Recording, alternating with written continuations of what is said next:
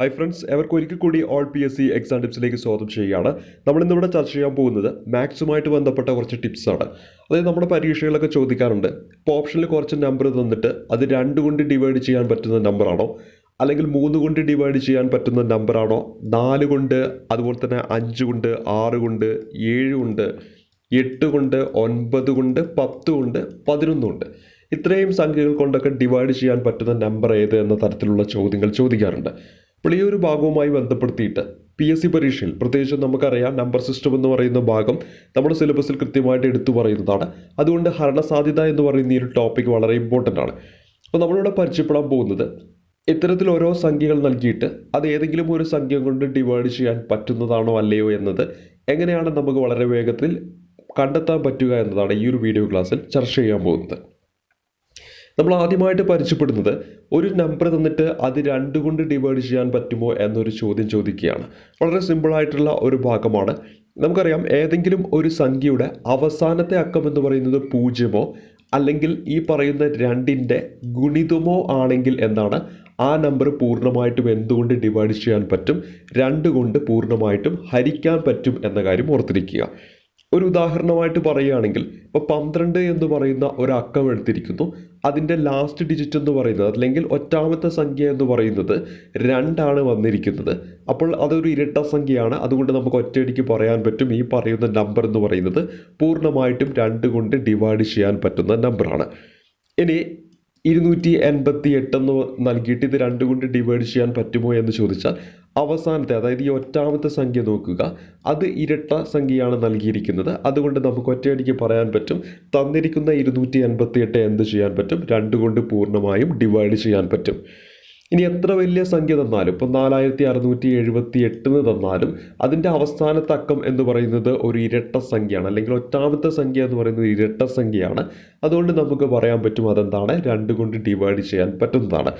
അതുപോലെ ഈ last digit എന്ന് പറയുന്നത്, ഇപ്പം നമ്മളോട് തരുന്നത് 4678 0 എന്നാണെങ്കിലും ഈ അവസാനത്തെ ഡിജിറ്റ് 0 ആയതുകൊണ്ട് അതും എന്ത് ചെയ്യാൻ പറ്റും, 2 കൊണ്ട് ഡിവൈഡ് ചെയ്യാൻ പറ്റും. അതായത് 2 കൊണ്ട് ഡിവൈഡ് ചെയ്യാൻ പറ്റുമോ എന്നെങ്ങനെയാണ് ചെക്ക് ചെയ്യുന്നത്, ഈ പറയുന്ന ഒറ്റാമത്തെ സംഖ്യ എന്ന് പറയുന്നത് ഒന്നെങ്കിൽ ഇരട്ടയായിരിക്കണം അല്ലെങ്കിൽ 0 ആയിരിക്കണം. അതാണ് കണ്ടീഷൻ എന്താണ്, അവസാനത്തെ ആ ഒരു അക്കം എന്ന് പറയുന്നത് ഒന്നെങ്കിൽ 0 ആയിരിക്കണം അല്ലെങ്കിൽ ഒരു ഇരട്ട സംഖ്യ ആയിരിക്കണം. അങ്ങനെയാണെങ്കിൽ ആ നമ്പറിനെ നമുക്ക് എന്ത് ചെയ്യാൻ പറ്റും, 2 കൊണ്ട് ഡിവൈഡ് ചെയ്യാൻ പറ്റും. ഇനി 3 കൊണ്ട് ഡിവൈഡ് ചെയ്യാൻ പറ്റുമോ ഇല്ലയോ എന്നതാണ് നമ്മൾ അടുത്തതായിട്ട് നമ്മൾ പരിചയപ്പെടാൻ പോകുന്നത്. അവിടെ തന്നെ നമ്മൾ പരിചയപ്പെടേണ്ടത് 3 കൊണ്ട് ഒരു സംഖ്യ ഡിവൈഡ് ചെയ്യാൻ പറ്റുമോ ഇല്ലയോ എന്നെങ്ങനെയാണ് നമുക്ക് മനസ്സിലാക്കാൻ പറ്റുക. ഒരു ഉദാഹരണമായിട്ട് ഞാനിവിടെ 345 എന്ന് പറയുന്ന ഒരു നമ്പർ എടുത്തിരിക്കുന്നു. ഈ നമ്പർ 3 കൊണ്ട് ഡിവൈഡ് ചെയ്യാൻ പറ്റുമോ ഇല്ലയോ എന്നറിയാൻ വേണ്ടിയിട്ട് ഇതിലെ ഓരോ അക്കങ്ങളും എടുത്ത് പരസ്പരം കൂട്ടുക. അതായത് 3 കൂട്ടണം 4 കൂട്ടണം 5 ചെയ്യുക. 4 9, 9 3 നമുക്ക് എന്ത് കിട്ടും, 12 കിട്ടും. ഈ കൂട്ടിയാൽ നമുക്ക് കിട്ടുന്ന ഈ പറയുന്ന 12 എന്ന് പറയുന്നത് 3 കൊണ്ട് ഡിവൈഡ് ചെയ്യാൻ പറ്റുന്ന നമ്പറാണ്. അതുകൊണ്ട് നമുക്ക് നൽകിയിരിക്കുന്ന 345 എന്ന് പറയുന്നത് എന്താണ്, 3 കൊണ്ട് ഡിവൈഡ് ചെയ്യാൻ പറ്റുന്ന നമ്പർ ആണെന്നതിലേക്ക് നമുക്ക് എത്തിപ്പെടാൻ പറ്റും. അതായത് തന്നിരിക്കുന്ന സംഖ്യയിലെ ഓരോ അക്കങ്ങളും എടുത്ത് പരസ്പരം കൂട്ടിക്കഴിഞ്ഞാൽ കിട്ടുന്ന തുക എന്ന് പറയുന്നത് 3ൻ്റെ ഗുണിതമാണെങ്കിൽ നമുക്ക് ലഭിച്ചിരിക്കുന്ന ആ ഒരു നമ്പർ എന്താണ്, 3 കൊണ്ട് ഡിവൈഡ് ചെയ്യാൻ പറ്റുന്നതാണെന്ന നിഗമനത്തിലേക്ക് എത്തിപ്പെടാം. മറ്റൊരു ഉദാഹരണമായിട്ട് 2685 എന്ന് പറയുന്ന സംഖ്യ എടുക്കുന്നു. ഇത് 3 കൊണ്ട് ഡിവൈഡ് ചെയ്യാൻ പറ്റുമോ എന്നതാണ് നമ്മുടെ ചോദ്യം. 2 കൂട്ടണം 6 കൂട്ടണം 8 കൂട്ടണം 5 നമ്മൾ ചെയ്യുക. ഇത് ചെയ്തു കഴിഞ്ഞാൽ നമുക്ക് കിട്ടുക 21 എന്നാണ്. 21 എന്താണ്, 3 കൊണ്ട് ഡിവൈഡ് ചെയ്യാൻ പറ്റുന്ന ഒരു നമ്പറാണ്. അതുകൊണ്ട് നമുക്ക് എന്ത് ചെയ്യാം, ഈ പറയുന്ന 2685 എന്ന് പറയുന്നത് എന്താണ്, 3 കൊണ്ട് ഡിവൈഡ് ചെയ്യാൻ പറ്റുന്ന സംഖ്യയാണ് എന്ന ആ ഒരു നിഗമനത്തിലേക്ക് നമുക്ക് എത്താൻ പറ്റും. അപ്പോൾ ഒരു നമ്പർ 3 കൊണ്ട് ഡിവൈഡ് ചെയ്യാൻ പറ്റുമോ ഇല്ലയോ എന്നെങ്ങനെയാണ് നമ്മൾ ചെക്ക് ചെയ്യുന്നത്, തന്നിരിക്കുന്ന നമ്പറിൽ ഓരോ അക്കങ്ങളും എടുത്ത് പരസ്പരം കൂട്ടിക്കഴിഞ്ഞാൽ നമുക്ക് കിട്ടുന്ന തുക എന്ന് പറയുന്നത് 3ൻ്റെ ഗുണിതം, അല്ലെങ്കിൽ 3 കൊണ്ട് ഡിവൈഡ് ചെയ്യാൻ പറ്റുന്നതാണെങ്കിൽ നമുക്ക് ആ സംഖ്യ എന്താണ്, 3 കൊണ്ട് ഡിവൈഡ് ചെയ്യാൻ പറ്റും എന്ന നിഗമനത്തിലേക്ക് എത്താൻ പറ്റും. ഇനി അടുത്തതായിട്ട് നമ്മൾ പരിചയപ്പെടുന്നത് 4 കൊണ്ട് ഡിവൈഡ് ചെയ്യാൻ പറ്റുമോ ഇല്ലയോ എന്നതാണ് നമ്മൾ പരിചയപ്പെടുന്നത്. ഇപ്പോൾ ഏതെങ്കിലും ഒരു നമ്പർ നൽകിയിട്ട് അത് 4 കൊണ്ട് ഡിവൈഡ് ചെയ്യാൻ പറ്റുമോ ഇല്ലയോ എന്ന് ചോദിച്ചിട്ടുണ്ടെങ്കിൽ, ആ ഒരു സംഖ്യയുടെ ഉദാഹരണമായിട്ട് 7532 എന്നെടുക്കുകയാണ്. ഈ ഒരു സംഖ്യയുടെ ഈ ഒരു ലാസ്റ്റ് 2 ഡിജിറ്റ് എന്ന് പറയുന്നത് 4ൻ്റെ ഗുണിതമാണോ എന്ന് ചെക്ക് ചെയ്യുക. 4ൻ്റെ ഗുണിതമാണെങ്കിൽ എന്താണ്, നമുക്ക് നൽകിയിരിക്കുന്ന സംഖ്യ എന്ന് പറയുന്നത് 4 കൊണ്ട് ഡിവൈഡ് ചെയ്യാൻ പറ്റുന്നതാണ്. ഇപ്പോൾ 32 എന്ന് പറയുന്നത് 4 കൊണ്ട് ഡിവൈഡ് ചെയ്യുകയാണെങ്കിൽ നമുക്കറിയാം 8 8 × 4 32. അതായത് ആ 32 എന്ന് പറയുന്നത് 4ൻ്റെ ഗുണിതമാണ്. അതുകൊണ്ട് 7532 എന്ന് പറയുന്നത് എന്താണ്, 4 കൊണ്ട് പൂർണ്ണമായിട്ടും ഡിവൈഡ് ചെയ്യാൻ പറ്റുന്ന സംഖ്യയാണെന്ന കാര്യം ഓർക്കുക. ഇനി അതല്ലെങ്കിൽ ഈ പറയുന്ന അവസാനത്തെ 2 ഡിജിറ്റ് എന്ന് പറയുന്നത് 0 ആയാലും എന്താണ്, 4 കൊണ്ട് ഡിവൈഡ് ചെയ്യാൻ പറ്റുന്നതാണെന്ന കാര്യം കൂടി ഓർത്തിരിക്കുക. അപ്പോൾ ഓർത്തിരിക്കുക, 4 കൊണ്ട് ഡിവൈഡ് ചെയ്യാൻ പറ്റുമോ, ഏതെങ്കിലും ഒരു നമ്പർ നൽകിയിട്ട് അത് 4 കൊണ്ട് ഡിവൈഡ് ചെയ്യാൻ പറ്റുമോ ഇല്ലയോ എന്ന് എങ്ങനെയാണ് നമ്മൾ ചെക്ക് ചെയ്യുന്നത്. അവസാനത്തെ 2 ഡിജിറ്റ് എന്ന് പറയുന്നത് 4ൻ്റെ ഗുണിതമാണോ എന്ന് നോക്കുക. 4ൻ്റെ ഗുണിതമാണെങ്കിൽ ആ സംഖ്യ എന്താണ്, 4 കൊണ്ട് ഡിവൈഡ് ചെയ്യാൻ പറ്റും. അല്ലെങ്കിൽ അവസാനത്തെ 2 ഡിജിറ്റ് എന്ന് പറയുന്നത് 0 ആയിരിക്കും. അങ്ങനെയാണെങ്കിലും ആ ഒരു സംഖ്യ എന്തുകൊണ്ട് ഡിവൈഡ് ചെയ്യാൻ പറ്റും, 4 കൊണ്ട് ഡിവൈഡ് ചെയ്യാൻ പറ്റുന്നതാണ്. ഇപ്പോൾ ഒരു ഉദാഹരണമായിട്ട് പറയുകയാണെങ്കിൽ മറ്റൊരു സംഖ്യ 896 എന്ന് പറയുന്ന സംഖ്യ എടുക്കുകയാണ്. ഇതിൽ ഈ 96 എന്ന് പറയുന്നത് നമുക്ക് 4 കൊണ്ട് ഡിവൈഡ് ചെയ്യാൻ പറ്റുമോ എന്ന് നമ്മൾ ചെക്ക് ചെയ്യുക. ഇവിടെ ഈ 96 എന്ന് പറയുന്നത് എന്താണ്, 4 കൊണ്ട് ഡിവൈഡ് ചെയ്യാൻ പറ്റുന്ന അല്ലെങ്കിൽ 4ൻ്റെ ഗുണിതമാണെന്ന നിഗമനത്തിൽ എത്തിപ്പെടാം. അപ്പോൾ ഈ എൻ്റെ സംഖ്യ 896 എന്ന് പറയുന്നത് എന്താണ്, 4 കൊണ്ട് ഡിവൈഡ് ചെയ്യാൻ പറ്റും എന്ന നിഗമനത്തിലേക്ക് നമുക്ക് എത്താൻ പറ്റും. ഇനി നമ്മൾ അടുത്തായിട്ട് ചെക്ക് ചെയ്യുന്നത് 5 കൊണ്ട് ഡിവൈഡ് ചെയ്യാൻ പറ്റുമോ എന്നതാണ്. 5 കൊണ്ട് ഡിവൈഡ് ചെയ്യാൻ പറ്റുമോ എന്നറിയാൻ വേണ്ടി ഇപ്പോൾ ഒരു സംഖ്യ നമുക്ക് തരികയാണ്. 350 എന്ന് പറയുന്ന ഒരു സംഖ്യ തരികയെന്ന് വിചാരിക്കുക. ഈ ഒരു സംഖ്യയുടെ അവസാനത്തെ ഡിജിറ്റ് എന്ന് പറയുന്നത് 0 അല്ലെങ്കിൽ 5, 0 5 വരുവാണെങ്കിൽ നമുക്ക് എന്ത് പറയാൻ പറ്റും, ഈ ഒരു സംഖ്യ എന്ന് പറയുന്നത് എന്താണ്, നമുക്ക് പൂർണ്ണമായിട്ടും 5 വെച്ച് ഡിവൈഡ് ചെയ്യാൻ പറ്റും എന്ന നിഗമനത്തിലേക്ക് എത്തിപ്പെടാം. അപ്പോൾ ഏതെങ്കിലും ഒരു സംഖ്യ നമുക്ക് തരികയാണ്. ഇപ്പോൾ XYZ 5 എന്ന് പറയുന്ന ഒരു സംഖ്യ നോക്കി വിചാരിക്കുക. അതിൻ്റെ ലാസ്റ്റ് ഡിജിറ്റ് എന്ന് പറയുന്നത് 5 ആണ്. അതുപോലെ തന്നെ XYZ 0 എന്ന് പറയുന്ന ഒരു സംഖ്യ തരുമെന്ന് വിചാരിക്കുക. അതിൻ്റെ ഒറ്റാമത്തെ സംഖ്യ എന്ന് പറയുന്നത് 0 ആണ്. അപ്പോൾ ഇത്തരത്തിൽ 5 അല്ലെങ്കിൽ 0 അവസാനത്തെ ഡിജിറ്റായിട്ട് വരികയാണെങ്കിൽ നമുക്ക് ആ ഒരു എൻ്റയർ സംഖ്യ എന്ന് പറയുന്നത് 5 കൊണ്ട് പൂർണ്ണമായിട്ടും ഡിവൈഡ് ചെയ്യാൻ പറ്റും എന്ന നിഗമനത്തിലേക്ക് എത്തിപ്പെടാൻ പറ്റും. ഇപ്പോൾ എത്ര വലിയ സംഖ്യയാണെങ്കിലും ഇപ്പോൾ 4867 5 എന്ന് നൽകിയാലും ഇത് 5 കൊണ്ട് ഡിവൈഡ് ചെയ്യാൻ പറ്റുമെന്ന് വെച്ചാൽ അവസാനത്തെ അക്കം 5 ആണ്. അതുകൊണ്ട് നമുക്ക് പറയാൻ പറ്റും 5 കൊണ്ട് ഡിവൈഡ് ചെയ്യാൻ പറ്റുമെന്ന്. ഇപ്പോൾ 7888 0 എന്ന് നൽകിയാലും എന്താണ്, ഈ 0 അവസാനമായിട്ട് വന്നതുകൊണ്ട് തന്നെ നമുക്ക് പറയാൻ പറ്റും എന്താണ്, ഇത് 5 കൊണ്ട് ഡിവൈഡ് ചെയ്യാൻ പറ്റുമെന്ന്. അപ്പോൾ ഒരു സംഖ്യയുടെ അവസാനത്തെ അക്കം 0 5 വന്നു കഴിഞ്ഞാൽ ആ ഒരു സംഖ്യയെ നമുക്ക് എന്ത് വെച്ച് ഡിവൈഡ് ചെയ്യാൻ പറ്റും, 5 വെച്ച് ഡിവൈഡ് ചെയ്യാൻ പറ്റും എന്ന നിഗമനത്തിലേക്ക് എത്താൻ പറ്റും. ഇനി നമ്മൾ നോക്കുന്നത് 6 വെച്ച് ഡിവൈഡ് ചെയ്യാൻ പറ്റുമോ എന്നെങ്ങനെയാണ് നമ്മൾ നോക്കുക എന്നതാണ്. ഒരു നമ്പറിനെ 6 വെച്ച് ഡിവൈഡ് ചെയ്യാൻ പറ്റുമോ ഇല്ലയോ നമുക്ക് നോക്കാനായിട്ട് ആ തന്നിരിക്കുന്ന നമ്പർ 2 വെച്ച് ഡിവൈഡ് ചെയ്യാൻ പറ്റുമോ 3 വെച്ച് ഡിവൈഡ് ചെയ്യാൻ പറ്റുമോ എന്ന് ആദ്യം ഒന്ന് ചെക്ക് ചെയ്യണം. ഓൾറെഡി പഠിച്ചിട്ടുണ്ട് 2 വെച്ച് ഡിവൈഡ് ചെയ്യാൻ പറ്റുന്ന ഒരു സംഖ്യ എങ്ങനെ നമുക്ക് കണ്ടുപിടിക്കാമെന്നും 3 വെച്ച് ഡിവൈഡ് ചെയ്യാൻ പറ്റുന്ന ഒരു സംഖ്യ എങ്ങനെ കണ്ടുപിടിക്കാമെന്നും 2 കാര്യങ്ങൾ നമ്മൾ പഠിച്ചിട്ടുള്ളതാണ്. ഇവിടെ ഒരു സംഖ്യ തരികയാണ്, 2706 എന്ന് പറയുന്ന ഒരു നമ്പർ തരികയാണ്. ആദ്യം തന്നെ 2 വെച്ച് ഡിവൈഡ് ചെയ്യാൻ പറ്റുമോ എന്ന് ചെക്ക് ചെയ്യാനായിട്ട് ഏറ്റവും അവസാനത്തെ ഡിജിറ്റ് ഒന്നെങ്കിൽ ഇരട്ട സംഖ്യ ആയിരിക്കണം അല്ലെങ്കിൽ 0 ആയിരിക്കണം. ഇവിടെ ഇരട്ട സംഖ്യ ആയതുകൊണ്ട് തന്നെ ഈ ഒരു നമ്പർ എന്താണ്, 2 വെച്ച് ഡിവൈഡ് ചെയ്യാൻ പറ്റും. അപ്പോൾ ഒന്നാമത്തെ കണ്ടീഷൻ അവിടെ സാറ്റിസ്ഫൈ ചെയ്തിരിക്കുന്നു. ഇനി 3 വെച്ച് ഡിവൈഡ് ചെയ്യാൻ പറ്റുമോ എന്നറിയാൻ വേണ്ടി ഓരോ അക്കങ്ങളും എടുത്തിട്ട് കൂട്ടിയാൽ കിട്ടുന്ന തുക എന്ന് പറയുന്നത് 3ൻ്റെ ഗുണിതമാണോ എന്ന് ചെക്ക് ചെയ്യുക. ഇപ്പോൾ ഇവിടെ 2 കൂട്ടണം 7 കൂട്ടണം 6 ചെയ്തിട്ടുണ്ടെങ്കിൽ നമുക്ക് കിട്ടുന്നത് 15 എന്ന് പറയുന്ന അക്കമാണ്. ഇത് 3ൻ്റെ ഗുണിതമാണ് അല്ലേ, ഈ ഒരു തുക എന്ന് പറയുന്നത് 3ൻ്റെ ഗുണിതമാണ്. അപ്പോൾ രണ്ടാമത്തെ കണ്ടീഷൻ സാറ്റിസ്ഫൈ ചെയ്തിരിക്കുന്നു. അതുകൊണ്ട് ഈ 2706 എന്ന് പറയുന്നത് 6 കൊണ്ട് ഡിവൈഡ് ചെയ്യാൻ പറ്റുന്ന സംഖ്യയാണ് എന്ന നിഗമനത്തിലേക്ക് എത്തിപ്പെടാൻ പറ്റും. അപ്പോൾ ഈ ഒരു രീതിയിൽ നമുക്ക് എന്ത് ചെയ്യാം, ഏതെങ്കിലും ഒരു നമ്പർ തന്നിട്ട് എത്ര വലിയ സംഖ്യ തന്നാലും അത് 6 കൊണ്ട് ഡിവൈഡ് ചെയ്യാൻ പറ്റുന്നതാണോ അല്ലയോ എന്ന് നമുക്ക് വളരെ വേഗത്തിൽ കണ്ടുപിടിക്കാൻ പറ്റും. ഇനി നമ്മൾ അടുത്തായിട്ട് പരിചയപ്പെടുന്നത് 7 കൊണ്ട് ഡിവൈഡ് ചെയ്യാൻ പറ്റുന്ന സംഖ്യയാണോ, ഈ തന്നിരിക്കുന്ന ഓപ്ഷനിൽ ഏതാണ് 7 കൊണ്ട് ഡിവൈഡ് ചെയ്യാൻ പറ്റുന്ന സംഖ്യ എന്നാണ് നമ്മൾ കണ്ടുപിടിക്കാൻ പോകുന്നത്. ഇവിടെ 7 കൊണ്ട് ഡിവൈഡ് ചെയ്യാൻ പറ്റുന്ന സംഖ്യ എങ്ങനെ കണ്ടുപിടിക്കാമെന്ന് വെച്ചിട്ടുണ്ടെങ്കിൽ 651 എന്ന് പറയുന്ന ഒരു സംഖ്യ തന്നു വിചാരിക്കാം. അതിൽ നമ്മൾ ഈ പറയുന്ന അവസാനത്തെ ഡിജിറ്റ് എടുക്കുക. അവസാനത്തെ ഡിജിറ്റ് ഇവിടെ 1 ആണ്, അതിൻ്റെ ഇരട്ടി എടുക്കുക. എന്നിട്ട് ഈ പറയുന്ന ബാക്കി വരുന്ന ഭാഗത്തെ എന്ത് ചെയ്യുക, ഈ കിട്ടുന്ന ഇപ്പോൾ ഇരട്ടിയെടുത്ത 2 കിട്ടുന്നുണ്ട്, ആ 2 കൊണ്ട് കുറയ്ക്കുക. അതായത് 65 കുറയ്ക്കണം 2 ചെയ്യുക. ഇപ്പം നമുക്ക് കിട്ടുന്നത് 63 എന്ന് പറയുന്ന ഒരു അക്കമാണ്. ഈ 63 എന്ന് പറയുന്നത് നമുക്കറിയാം 9 × 7, അതായത് ഈ 7ൻ്റെ ഗുണിതമാണ് 63 എന്ന് പറയുന്നത്. അതുകൊണ്ട് നമുക്ക് എന്തെന്ന് പറയാൻ പറ്റും, ഈ തന്നിരിക്കുന്ന 651 എന്ന് പറയുന്നത് എന്താണ്, 7 കൊണ്ട് ഡിവൈഡ് ചെയ്യാൻ പറ്റുന്ന നമ്പറാണെന്ന നിഗമനത്തിലേക്ക് എത്തിപ്പെടാൻ പറ്റും. അതായത് ഇവിടെ നമുക്ക് എത്ര വലിയ സംഖ്യ നൽകിയാലും അതിലെ അവസാനത്തെ ഡിജിറ്റ് എടുക്കുക, അതിനുശേഷം നമ്മൾ എന്ത് ചെയ്യുക, അതിൻ്റെ ഇരട്ടി എടുക്കുക, അത് ബാക്കി വരുന്ന റിമൈനിങ് ഡിജിറ്റുമായിട്ട് എന്ത് ചെയ്യുക, കുറയ്ക്കുക. അങ്ങനെ നമ്മൾ ഓരോ സ്റ്റെപ്പ്, ഇപ്പോൾ കൂടുതൽ നമ്പറുകൾ ഉണ്ടെങ്കിൽ ഓരോ സ്റ്റെപ്പുകളും ഇങ്ങനെ പോകും തോറും എന്താണ്, ഇപ്പോൾ നമുക്കിവിടെ കുറച്ച് കഴിഞ്ഞാൽ ഇപ്പോൾ വേറൊരു സംഖ്യ എടുക്കുകയാണ്, 7671 എന്ന് പറയുന്ന ഒരു നമ്പർ എടുക്കാമെന്ന് വിചാരിക്കുക. ഇവിടെ നമ്മൾ ആദ്യം തന്നെ ഇതിൻ്റെ ഇരട്ടി എടുക്കുക, അതായത് 7670 കുറയ്ക്കണം 2 ചെയ്യുന്നു, ഒന്നിൻ്റെ ഇരട്ടി എടുത്താൽ 2 എന്നാണ് വരിക, അത് വെച്ച് ഇത് കുറയ്ക്കുമ്പോൾ നമുക്കിവിടെ എന്ത് കിട്ടും, 6 കിട്ടും, 7 കിട്ടും, 765 എന്നാണ് കിട്ടുക. 765 ആണ് നമുക്കിപ്പോൾ കൈവശമുള്ള നമ്പർ. പക്ഷെ നമുക്ക് അവിടെ നിന്ന് അത് 7ൻ്റെ ആണോ എന്ന് ചെക്ക് ചെയ്യാൻ പ്രയാസമാണ്. അതുകൊണ്ട് പിന്നെയും എന്ത് ചെയ്യുക, ഈ പറയുന്ന 5ൻ്റെ ഇരട്ടി എടുക്കുക, അതായത് 76 കുറയ്ക്കണം, പിന്നെ എന്ത് ചെയ്യണം, 10 എന്ന് ചെയ്യണം. നമുക്കവിടെ കിട്ടുന്നത് 66 എന്നാണ്. ഇവിടെ തന്നെ നമുക്ക് മനസ്സിലാക്കാൻ പറ്റും എന്താണ്, ഇത് 7ൻ്റെ ഗുണിതമല്ല, കാരണം 66 എന്ന് പറയുന്നത് 7ൻ്റെ ഗുണിതമല്ല. അതുകൊണ്ട് നമുക്ക് പറയാൻ പറ്റും ഈ പറയുന്ന 7671 എന്ന് പറയുന്നത് എന്താണ്, 7ൻ്റെ ഗുണിതമല്ല എന്നൊരു നിഗമനത്തിലേക്ക് നമുക്ക് എത്തിപ്പെടാൻ പറ്റും. അങ്ങനെ ഓരോ സ്റ്റെപ്പ് മുന്നോട്ട് പോകുന്നതോറും എന്ത് ചെയ്യുക, അവസാനത്തെ ഡിജിറ്റ് എടുക്കുക, അതിൻ്റെ ഗുണിതം എടുക്കുക, അതിനുശേഷം നമ്മൾ എന്ത് ചെയ്യുക, ഇതിൻ്റെ ഫൈനൽ സ്റ്റെപ്പിലേക്ക് എത്തുകയാണ് ചെയ്യേണ്ടത്. വേറൊരു എക്സാമ്പിളിലൂടെ നമുക്ക് പറഞ്ഞുതരാം, അപ്പോൾ നിങ്ങൾക്ക് കൂടുതലായിട്ട് മനസ്സിലാകും. 627 ഇതാണ് നമ്മളോട് ചോദിച്ചിരിക്കുന്ന 7ൻ്റെ ഗുണിതമാണോ അല്ലയോ എന്ന്. അപ്പോൾ ആദ്യമായിട്ട് 6 എടുക്കുന്നു, 6ൻ്റെ ഇരട്ടി എടുക്കുന്നു. അപ്പോൾ 627 1 അതിനോട് 12, അതായത് ഈ പറയുന്ന 62711 12 കുറയ്ക്കുന്നു. ഇവിടെ നമുക്ക് കിട്ടുന്നു 9, ഇവിടെ നമുക്ക് കിട്ടുന്നു 9, ഇവിടെ നമുക്ക് 6, ഇങ്ങനെ കിട്ടും. അതിനുശേഷം ഈ 9 എടുക്കുക, 9ൻ്റെ ഇരട്ടി 18 എന്നാണ് നമുക്ക് കിട്ടുന്നത്. ഇവിടെ 1 വരും, ഇവിടെ 5 വരും, ഇവിടെ 2 വരും, ഇവിടെ 6 വരും. അതിനുശേഷം ഈ 1 എടുക്കുക, 625 2 വരും. അതിൻ്റെ ഈ 1ൻ്റെ ഇരട്ടി നമ്മൾ എടുത്തിട്ട് അത് ബാക്കി വരുന്ന നമ്പറുമായിട്ട് കുറയ്ക്കുകയാണ് ചെയ്യുക. അപ്പോൾ നമുക്കിവിടെ 3 വരും, ഇവിടെ 2 വരും, 6 വരും. ഇനി ഈ 3ൻ്റെ ഇരട്ടി എടുക്കുക, ഇവിടെ 6 എന്ന് വരും. അപ്പോൾ നമുക്കിവിടെ 6 കിട്ടും, 56. ഈ 56 എന്ന് പറയുന്നത് എന്താണ്, 7ൻ്റെ ഗുണിതമാണ്. അപ്പോൾ ആ 2 അക്ക സംഖ്യ എത്തിയപ്പോൾ നമുക്കത് 7ൻ്റെ ഗുണിതമാണോ അല്ലയോ എന്ന് നമുക്ക് മനസ്സിലാക്കാൻ പറ്റും.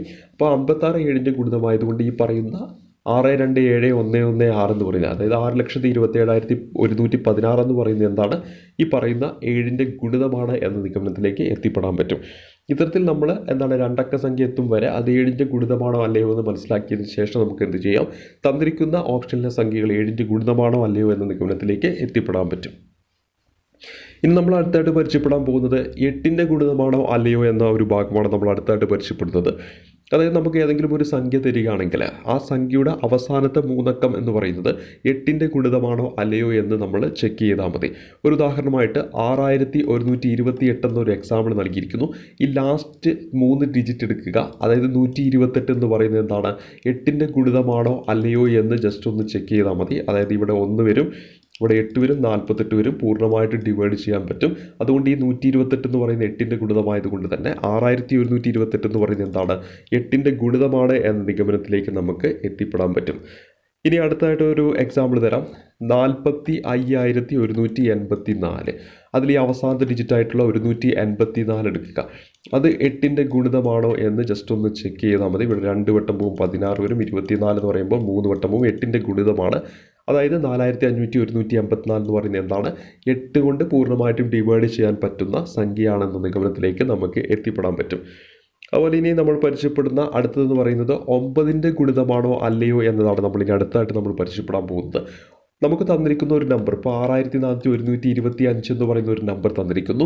നമ്മൾ 3ൻ്റെ കേസ് പഠിച്ചതുപോലെ തന്നെ ഇവിടെ ഓരോ അക്കങ്ങളും എടുത്തിട്ട് ആഡ് ചെയ്യുക. ആഡ് ചെയ്താൽ നമുക്ക് കിട്ടുന്നത് 9ൻ്റെ ഗുണിതമാണെങ്കിൽ തന്നിരിക്കുന്ന സംഖ്യ എന്തായിരിക്കും, 9ൻ്റെ ഗുണിതമായിരിക്കും എന്ന നിഗമനത്തിലേക്ക് എത്താം. അല്ലെങ്കിൽ 9 കൊണ്ട് പൂർണ്ണമായിട്ടും ഡിവൈഡ് ചെയ്യാൻ പറ്റുന്ന സംഖ്യയാണെന്ന നിഗമനത്തിൽ എത്താൻ പറ്റും. 6 കൂട്ടണം 4 കൂട്ടണം 1 കൂട്ടണം 2 കൂട്ടണം 5 ചെയ്തിട്ടുണ്ടെങ്കിൽ ഇവിടെ 6 4 10 13 18 18 നമുക്കറിയാം 9ൻ്റെ ഗുണിതമാണ്. അതുകൊണ്ട് നമുക്ക് ഈ പറയുന്ന 64,125 എന്താണ്, 9 കൊണ്ട് പൂർണ്ണമായിട്ടും ഡിവൈഡ് ചെയ്യാൻ പറ്റുന്ന സംഖ്യയാണെന്ന നിഗമനത്തിൽ എത്തിപ്പെടാൻ പറ്റും. ഇനി അടുത്തായിട്ട് അറിഞ്ഞിരിക്കേണ്ട 9ഉമായിട്ട് ബന്ധപ്പെട്ട് മറ്റൊരു നമ്പർ നമുക്ക് എടുക്കാം. അതായത് 50,886 എന്ന് പറയുന്നൊരു സംഖ്യ എടുക്കുക. ഇത് 9ൻ്റെ ഗുണിതമാണോ അല്ലയോ എന്നങ്ങനെ ചെക്ക് ചെയ്യാൻ പറ്റും. 5 കൂട്ടണം 0 കൂട്ടണം 8 കൂട്ടണം 8 കൂട്ടണം 6 ചെയ്യുക. ഇവിടെ 16 22 27 എന്നാണ് കിട്ടുക. 27 എന്ന് പറയുന്നത് എന്താണ്, 9ൻ്റെ ഗുണിതമാണ്. അപ്പോൾ നമുക്ക് ഈ പറയുന്ന 50,886 എന്താണ്, 9ൻ്റെ ഗുണിതമാണ് എന്ന നിഗമനത്തിലേക്ക് എത്തിപ്പെടാൻ പറ്റും. ഇനി മറ്റൊരു സംഖ്യ എടുക്കുകയാണെങ്കിൽ 53,982, അതായത് 5 കൂട്ടരം 3 കൂട്ടരം 9 കൂട്ടരം 8 കൂട്ടരം 2.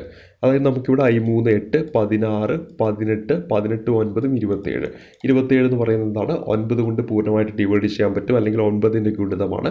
അതുകൊണ്ട് ഈ പറയുന്ന 53,982 എന്ന് പറയുന്നത് എന്താണ്? 9ൻ്റെ ഗുണിതമാണെന്ന നിഗമനത്തിലേക്ക് എത്തിപ്പെടാം. ഇനി എന്തെങ്കിലും കാരണം കൊണ്ട് 53,983 എന്നാണ് തന്നെങ്കിൽ നമുക്കിവിടെ കൂട്ടിയാൽ കിട്ടുമ്പോൾ ഏതാണ്? 28 എന്നാണ് നമുക്ക് കൂട്ടിയാൽ കിട്ടുക. അപ്പോൾ എന്താണ് ഇത്? 28 എന്ന് പറയുന്നത് എന്തല്ല? 9ൻ്റെ ഗുണിതമല്ല, അല്ലെങ്കിൽ 9 കൊണ്ട് ഡിവൈഡ് ചെയ്യാൻ പറ്റത്തില്ല. അതുകൊണ്ട് നമുക്ക് പറയാൻ പറ്റും ഈ പറയുന്ന 53,983 എന്ന് പറയുന്നത് എന്തല്ല? 9 കൊണ്ട് ഡിവൈഡ് ചെയ്യാൻ പറ്റുന്ന നമ്പർ അല്ല എന്ന നിഗമനത്തിലേക്ക് വളരെ വേഗത്തിൽ എത്താൻ പറ്റുന്നതാണ്. ഇനി അടുത്തതായിട്ട് 10 ആണ്. 10ൻ്റെ എല്ലാവർക്കും അറിയാവുന്നതാണ്. ഏതൊരു നമ്പർ എടുക്കുകയാണെങ്കിൽ ഇപ്പം 88,888 അവസാനം അതിൻ്റെ ഡിജിറ്റ് 0 ആണെങ്കിൽ ഈ സംഖ്യ എന്താണ്? 10 കൊണ്ട് ഡിവൈഡ് ചെയ്യാൻ പറ്റും എന്ന നിഗമനത്തിലേക്ക് എത്തിപ്പെടാം. അതായത് ലാസ്റ്റ് ഡിജിറ്റ് 0 വരികയാണെങ്കിൽ ആ സംഖ്യകളെല്ലാം തന്നെ എന്തുകൊണ്ട് ഡിവൈഡ് ചെയ്യാൻ പറ്റും? 10 കൊണ്ട് ഡിവൈഡ് ചെയ്യാൻ പറ്റും എന്ന നിഗമനത്തിലേക്ക് നമുക്ക് എത്തിപ്പെടാം. ഇപ്പോൾ എത്ര വലിയ സംഖ്യ ആണെങ്കിലും XYZ ABC അവസാന ഡിജിറ്റ് 0 ആണെങ്കിൽ ആ സംഖ്യ നമുക്ക് എന്ത് ചെയ്യാൻ പറ്റും? 10 കൊണ്ട് ഡിവൈഡ് ചെയ്യാൻ പറ്റും. ഇപ്പോൾ 56 75 0 അവസാന ഡിജിറ്റ് 0 ആണ്. അതുകൊണ്ട് നമുക്ക് പറയാൻ പറ്റും ആ സംഖ്യ എന്താണ്? 10 കൊണ്ട് ഡിവൈഡ് ചെയ്യാൻ പറ്റും എന്ന നിഗമനത്തിലേക്ക് എത്തിപ്പെടാൻ പറ്റും. അപ്പോൾ ലാസ്റ്റ് ഡിജിറ്റ് 0 ആണെങ്കിൽ 10 കൊണ്ട് ഡിവൈഡ് ചെയ്യാൻ പറ്റും, നമുക്കറിയാവുന്ന കാര്യമാണ്. ഇനി അറിഞ്ഞിരിക്കേണ്ടത് 11ൻ്റെ ഹരണമാണ്. അതായത് ഒരു സംഖ്യ നൽകിയിട്ട് അത് 11 കൊണ്ട് ഡിവൈഡ് ചെയ്യാൻ പറ്റുമോ ഇല്ലയോ എന്നതാണ് അറിഞ്ഞിരിക്കേണ്ടത്. ഇപ്പോൾ ഒരു എക്സാമ്പിളായിട്ട് ഇവിടെ തരികയാണ് 684794 എന്നതാണ് നമുക്ക് നൽകിയത്. 6,84,794 എന്നാണ് നൽകിയിരിക്കുന്നത്. 11ൻ്റെ ഗുണിതമാണോ അല്ലയോ എന്ന് കണ്ടുപിടിക്കാനായിട്ട് ഇടവിട്ട നമ്പറുകൾ എടുക്കുക, എന്നിട്ട് അത് കൂട്ടുക, എന്നിട്ട് പരസ്പരം എന്ത് ചെയ്യുക? കുറയ്ക്കുക. അതായത് ഈ പറയുന്ന 6ഉം 4ഉം അതുപോലെ തന്നെ ഇവിടെ ഇനി ഇടവിട്ട് വരുന്നത് 9 ആണ്. അതിന് 3 എടുത്ത് കൂട്ടുക. 6 + 4 + 9 19 എന്നാണ് നമുക്ക് കിട്ടുക.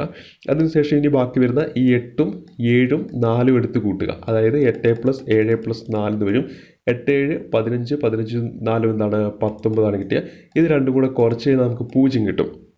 അപ്പോൾ ഇത്തരത്തിൽ നമ്മൾ കുറച്ച് കഴിയുമ്പോൾ ഒന്നെങ്കിൽ 0 അല്ലെങ്കിൽ എന്താണ് 11ൻ്റെ ഗുണിതമോ ആണ് കിട്ടുന്നതെങ്കിൽ ആ സംഖ്യ നമുക്ക് പറയാൻ പറ്റും എന്ത് ചെയ്യാം? 11 കൊണ്ട് പൂർണ്ണമായിട്ടും ഡിവൈഡ് ചെയ്യാൻ പറ്റുന്ന നമ്പറാണെന്ന് നിഗമനത്തിൽ എത്തിപ്പെടാൻ പറ്റും. അപ്പോൾ ഇവിടെ ഈ പറഞ്ഞിരിക്കുന്ന നമുക്ക് നൽകിയ 6,84,794 എന്ന് പറയുന്നത് നമ്മളിപ്പോൾ കണ്ടുപിടിക്കുന്ന ആ സ്റ്റെപ്പുകളിലൂടെ പോയപ്പോൾ നമുക്ക് 0 എന്ന് കിട്ടിയത് കൊണ്ട് നമുക്ക് നൽകിയിരിക്കുന്ന 6,84,794 11 കൊണ്ട് ഡിവൈഡ് ചെയ്യാൻ പറ്റുന്ന നമ്പറാണെന്ന് നിഗമനത്തിൽ എത്തിപ്പെടാം.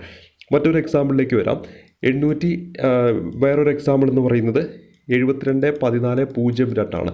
അതായത് നമുക്ക് നൽകിയിരിക്കുന്ന 7,21,402 ആണ്.